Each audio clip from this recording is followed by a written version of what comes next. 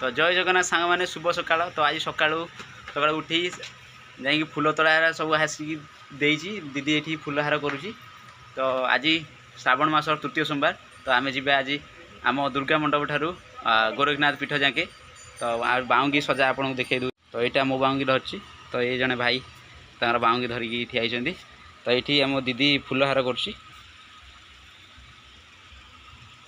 तो चलू जी पानी उठेबा।